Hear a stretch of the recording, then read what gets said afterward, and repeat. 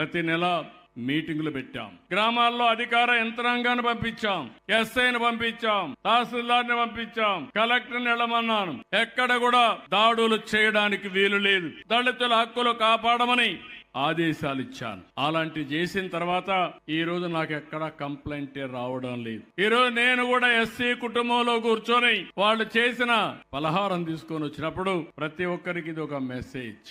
ఎందుకు చెప్తున్నానంటే మనలో కూడా మానవత్వం ఉండాలి. మనుషులందరూ సమానమే. ఇప్పుడు ఒక అమ్మాయిని చూశారు, రత్నలత, ఆస్ట్రేలియాలో చదువుకొని ఆడ ఉద్యోగం వచ్చింది. ఆ అమ్మాయిని చూస్తే అందరి పిల్లలతో సమానంగా ముందుకు పోయింది. ఇంకో పక్క అనిల్ చూశారు, కెనడాలో ఉద్యోగం చేస్తున్నాడు, 60-70 లక్షలు సంపాదిస్తున్నాడు. ఇప్పుడు అతన్ని అక్కడ ఎస్సీగా ఎవరు చూడరు. ఇక్కడ అనాగరిక ప్రపంచంలో ఒకప్పుడు ఇవన్నీ ఉన్నాయి, అవన్నీ రూపుమాపాం. ఇంకో పక్క ఒక్క విషయం మీరు గుర్తుపెట్టుకోవాలి. ఇప్పుడే మా మంత్రి గారు చెప్పారు, మొన్న ఇంటర్మీడియట్ రిజల్ట్స్ వస్తే 94% రిజల్ట్స్ వచ్చింది సోషల్ వెల్ఫేర్ హాస్టల్స్ నుంచి, రెసిడెన్షియల్ స్కూల్స్ నుంచి. అంటే దీని ఉద్దేశం ఏంటి?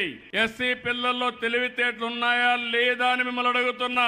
ఇలాంటి పిల్లల్ని చదివించాలని నిర్ణయం చేసింది ఎన్టీ రామారావు గారు చేశారు. రెసిడెన్షియల్ స్కూల్స్ పెట్టారు. వీళ్ళు మట్టిలో మాణిక్యాలు. ఈ పిల్లల్ని బాగా చదివిస్తే ప్రపంచాన్ని శాసిస్తారనే ఉద్దేశంతో రెసిడెన్షియల్ స్కూల్స్ పెట్టారు. నేను కూడా ఆలోచిస్తున్నా, అనేక ప్రయత్నాలు చేశా. మళ్ళీ మీ అందరికి హామీ ఇస్తున్నాను, భవిష్యత్తులో ఎస్సీ పిల్లలందరూ చదువుకునేట్టుగా రెసిడెన్షియల్ స్కూల్స్ పెట్టి వాళ్ళ జీవితాలను మార్చే పరిస్థితి తెలుగుదేశం ప్రభుత్వం తీసుకుంటాం, ఎన్డీఏ ప్రభుత్వం తీసుకుంటాం.